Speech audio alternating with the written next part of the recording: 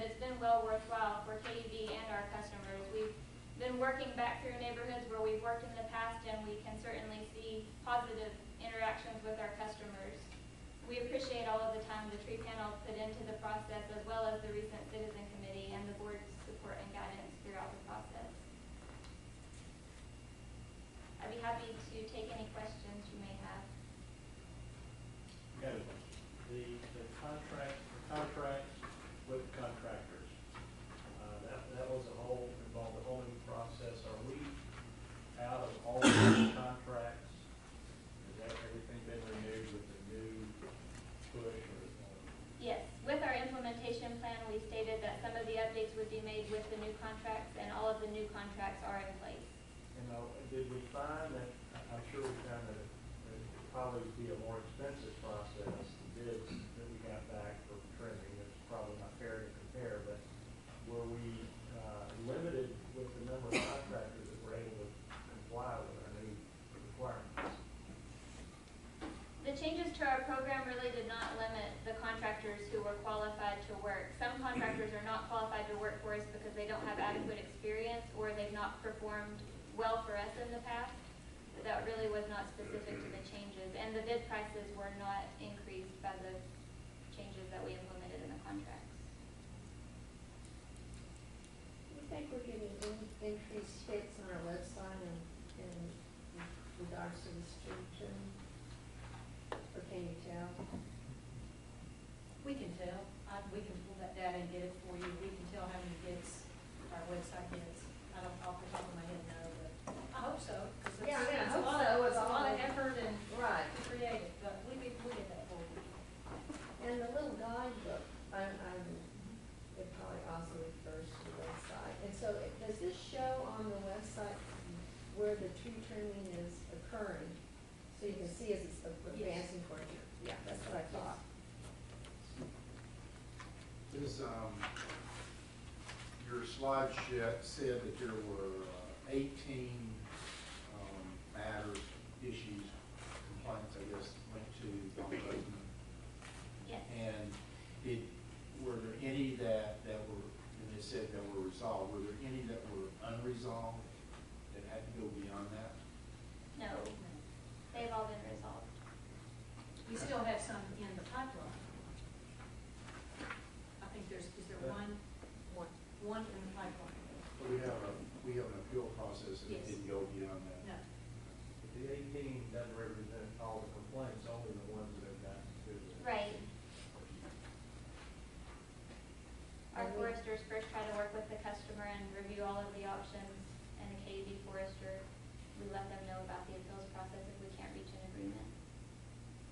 So this budget item will go, do you know what this is, the cost for this? There has been some increased costs in implementation. Yeah. Liz, It's not cheap. a little bit on the technical side, what strategy are we using to deal with kudzu? Just curious. Well, that's a good question. We're on a 3 to 4 year pruning cycle for trees, but vines grow much more quickly than trees, obviously. So we've built a vine inventory where we record the location of our electric poles that have vine growth, and we treat those annually. Kudzu is a challenge. It is. Definitely. Thank you. I'll turn it over to Mike for his update.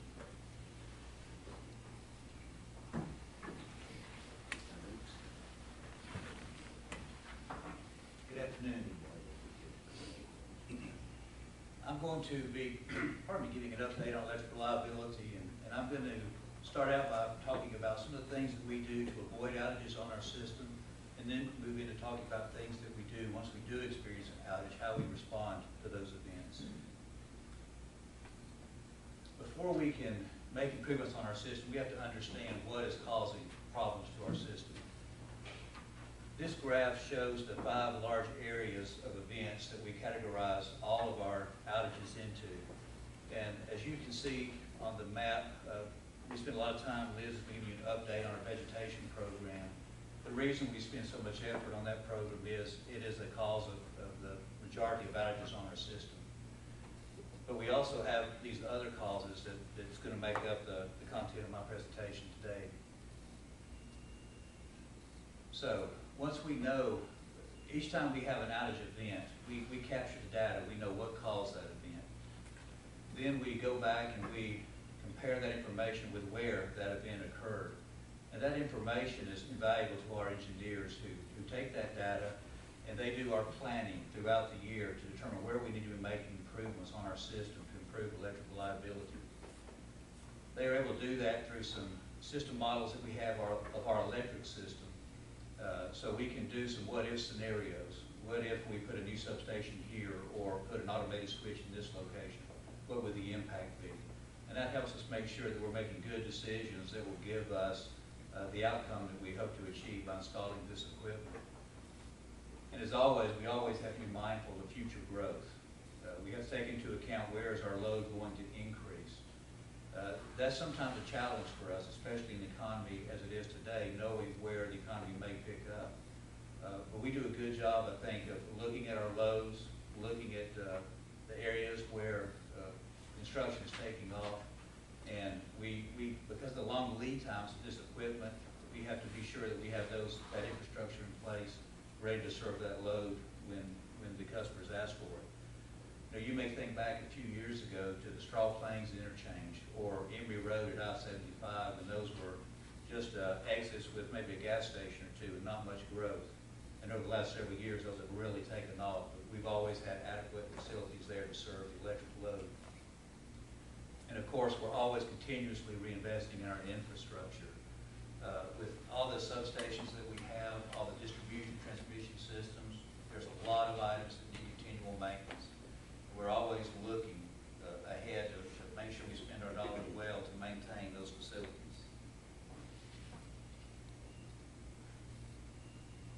One of the best things that we can do to avoid outages is just to make sure that our system is in good operating condition. We have stepped up our inspection processes to monitor the condition of all of our assets. You've heard in the past some conversation about our Century 2 programs where we are reinvesting in our electric infrastructure. We're doing much activity along those lines. One of the things, again, that we look at is our substation equipment program. Over the course of this year, we will be replacing about 2,600 poles, about over 30 large substation breakers, 3 substation transformers, all equipment that is serving our customers well today, but nearing the end of its useful life. So we want to make sure we get that equipment replaced while it's still serviceable. We're also doing a lot with new materials and methods. I'm going to talk more about this a little bit later, but there's a lot of new technology coming out to the electric system that we can install to help us better serve our customers. Some of those are very high-tech solutions, but some are very simple. For example, we've recently gone from using wooden poles as one of our standard poles to using more ductile iron poles. That simple change, the pole being more durable, having a longer lifespan, we think will serve our customers better, and it's a very economical decision. Predictive maintenance of critical infrastructure. I talked about that a little before, but through our system models, we can look at our system and see through our test records how our equipment is performing. We can see when equipment is starting to have a decline, maybe like your car would. As it gets older, it starts to have some performance declines. We can look at our electrical equipment and know when we need to make those changes and replace that equipment. Throughout this whole process, we are always looking at our reliability for our customers by neighborhoods and by circuits. As we identify an area that's not giving us the performance that we expect, and certainly I think our customers expect, and we look at those areas for targeted improvements. I'll talk a little bit more, give you an example of a situation where we're targeting those in a moment. Up to this point, I've been talking about some things we do to avoid outages. Hardening the system is a term that we use in the electric industry to talk about the things we do to make our system better withstand events, storms, so forth. Now I want to shift gears and talk a little bit about what we do when we are faced with a major event. With Hurricane Sandy that hit the East Coast recently, you've heard a lot on the news about the performance elements of the electric system and the response of electric utilities. Those folks on the East Coast have been faced with a daunting task. And certainly we've had our own, not as large, but significant storm damage in the last several months here at KUB. We would never be able to respond appropriately to those events if we did not do proper training and preparations throughout the year. Several years ago, KUB adopted the National Incident Management System.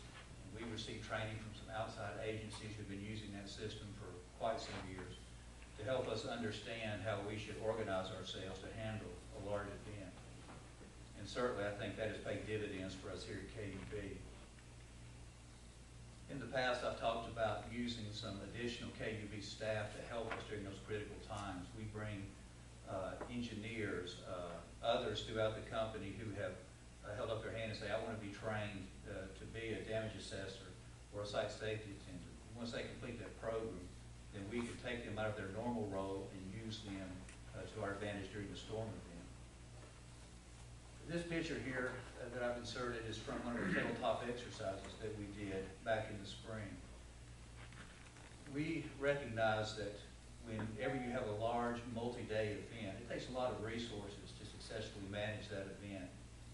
And we recognize that we had a larger group of folks at KUB who would be helping us manage those storm events. And the truth is, we had never asked them before. And so we did a skills asset with all of the management team at KUB. What areas might they be able to help us with? And each manager has been assigned anywhere from 2 to 4 storm roles. And so during this training, we played out a storm event. What if the storm hit this time of day? And we asked folks who maybe normally they're the manager of accounting to come in and help us keep track of our storm costs for FEMA reimbursement. So I think that served us well, and we actually put that into practice during the storm that we had last July. Helped us make sure that we could staff up and have good, skilled folks help us manage that event. And as always, we're always working to improve our communication.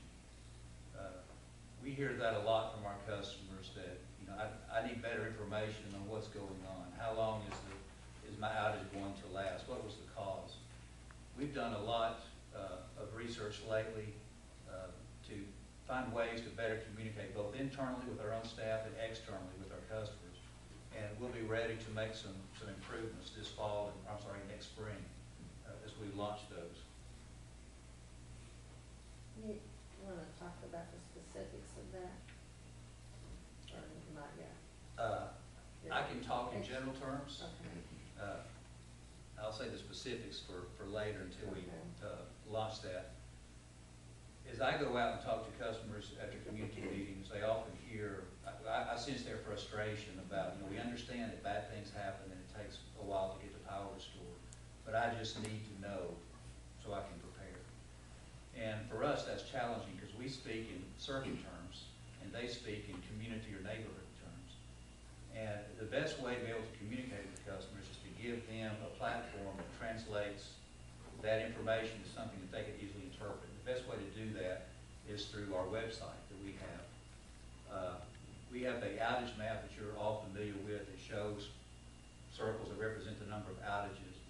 We're trying to refine that process so we can give more information that a customer could click on an event and not only see, all right, this is not just me, it's affecting several hundred of my neighbors, but what the cause was and what the status is with KUB. We're aware of it. We're sending somebody out to look at it, or now we know what the issue is and we think it's going to be an additional X hours to get your power restored. I think that'll be key to improving customer satisfaction. If they know then what the duration is, then they'll know if they need to think about eating dinner out that evening or making other plans. We're also looking at some ways to get that information available through some other means in case your power is out and you can't get to your computer, and look up that information on the website. So I think that's going to pay dividends for our citizens to be able to get better